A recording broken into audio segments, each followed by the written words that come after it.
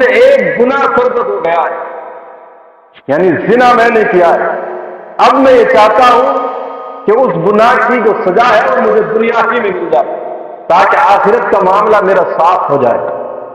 تو حضور نے ارشاد فرمایا کیونکہ ہو تم شادی شدہ تو شادی شدہ کی سزا بھی سخت ہے، رجم ہے، اس کو پتھر مار مار کر کے ہلاک کر دیا جائے۔